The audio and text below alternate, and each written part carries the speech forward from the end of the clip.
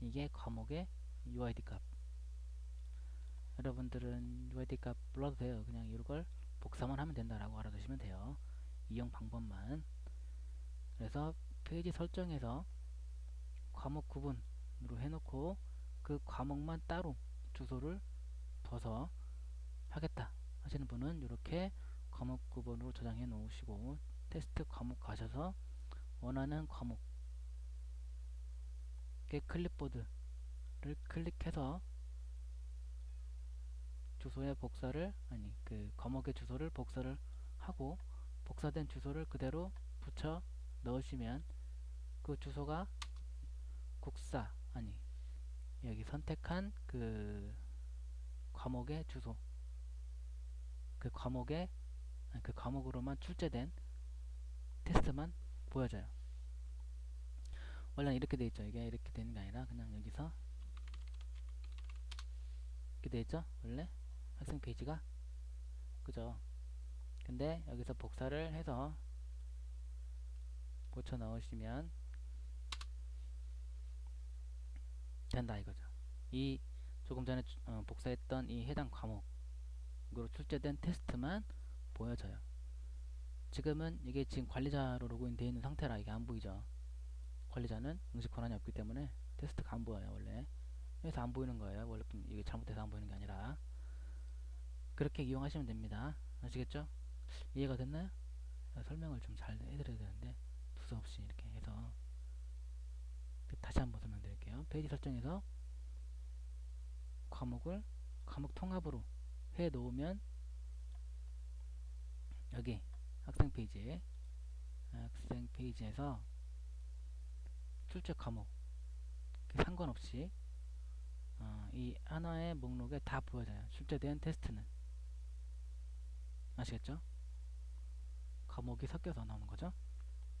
뭐 국어로 나온 테스트도 보여지고 영어 뭐 수학 과목에 상관없이 다 나온다는 거예요. 여기 이 목록에 하나의 목록에. 근데 난 그렇게 하지 않고 과목별로 따로 주소를 둬서 국어 시험 볼 학생은 뭐 국어 주소로 가서 테스트를 보고 뭐 수학 볼 학생은 수학 주소로 가서 테스트에 응시하고 하게 하고 싶다. 그러면 페이지 설정에서 과목 구분 선택하시고 테스트 과목 가셔서 등록되어 있는 과목에 클립보드를 복사를 하면 된다 이거예요. 복사해서 주소창에 붙여 넣으면 거기가 바로 테스트 그 과목으로 조금 전에 복사했던 그 해당 과목으로 출제된 테스트만 나오는 목록이 된다라는 거예요. 아시겠죠? 자, 그렇게 하시면 되고 원래대로 주소 해놓고요. 페이지 설정도 원래대로 통합으로 해놓고. 자, 그리고 문제 나누기가 있죠? 문제 수준 나누기. 이건 뭐냐면 그 문제를 이제 입력할 때 한번 입력해 볼게요. 테스트로 한번 과목도 한번 상위 그룹. 자, 이제 문제를 입력하게 되는데 문제를 입력할 때 그 뭐냐 어디 갔냐 문제 수준 여기 있네요. 문제 수준을 나눌 수가 있어요. 지금 보면 1등급부터 10등급까지 있죠. 그죠? 문제를 입력한 다음에 이게 지금 문제은행 형식의 문제이기 때문에 문제를 다 입력한 다음에 나중에 골라서 선택해서 뽑아내는 거예요. 랜덤으로. 그때 문제 수준을 나는 뭐 1등급 문제만 출제하겠다. 그러면 1등급 문제로 저장된 문제들만 랜덤으로 골라져서 테스트로 알아서 출제가 됩니다. 그래서 이제 그 문제 입력하는 문제의 수준 어려운 문제면 1등급 쉬운 문제는 뭐 10등급 반대로 할 수도 있겠죠. 쉬운 문제는 1등급 어려운 문제 10등급 그래서 자기가 입력하는 문제를 등급으로 나눠서 수준을 그러니까 어려움의 정도를 이렇게 등급으로 나눠서 입력할 수 있어요. 이게 몇 등급짜리 문제인지 요거를 할 때 하는 거예요. 10등급으로 되어 있죠. 1등급부터 10등급까지 나왔었죠. 이거를 그러면 5등급으로 바꿔볼게요. 그럼 어떻게 보여주는지 문제 수준 볼게요. 1등급부터 5등급까지. 아까는 10등급까지 나왔었죠. 여기였을까요? 여기 요거죠? 문제를 나눈다 이거죠. 5등급으로 나눈다. 5등급. 5등급으로 나눈다 이거예요. 그래서 1등급부터 5등급까지 나오는 거예요. 그러면 20등급으로 한번 나눠볼까요? 20등급으로 그러면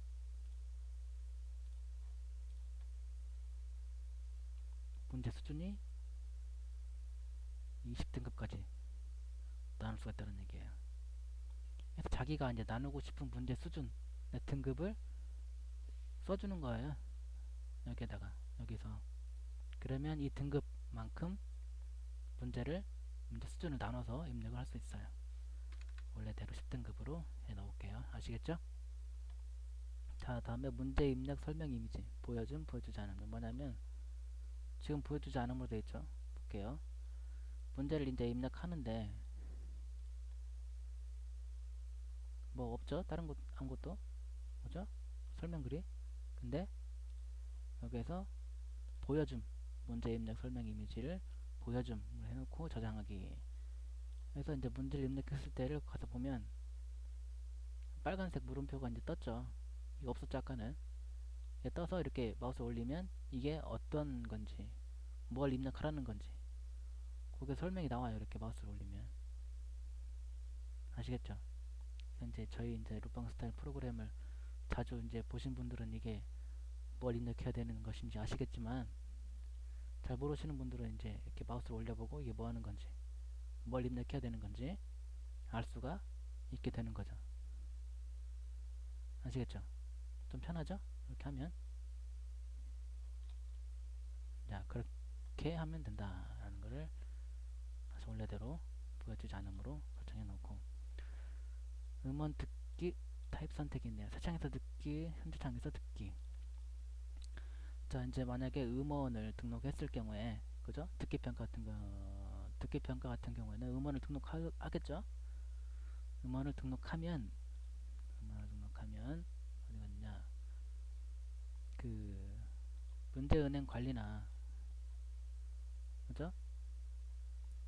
테스트 출제 관리나 지금 보니까 문제를 하나 입력해 봐야 되겠네.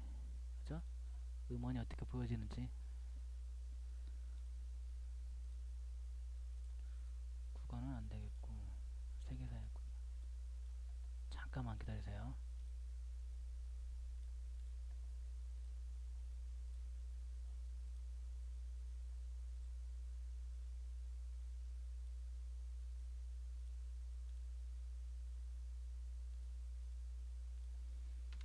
제가 지금 뭐 하려고 그러냐면 음원을 하나 등록하려고 그래요.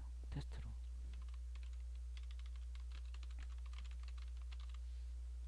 그래서 그림, 음원, 문제 음원. 제가 문제 그러니까 듣기평가 음원이 없기 때문에 mp3 노래로 되어 있는 거 하나 올려볼게요.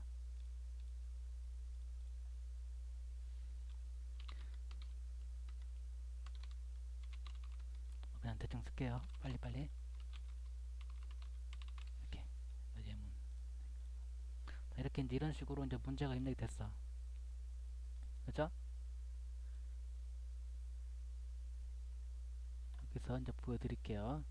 설정에서 지금 음원 듣기 타입 새 창에서 듣기로 되어 있어요. 그래서 보면 이렇게 이미지로 보여져요. 음원이. 그래서 클릭하면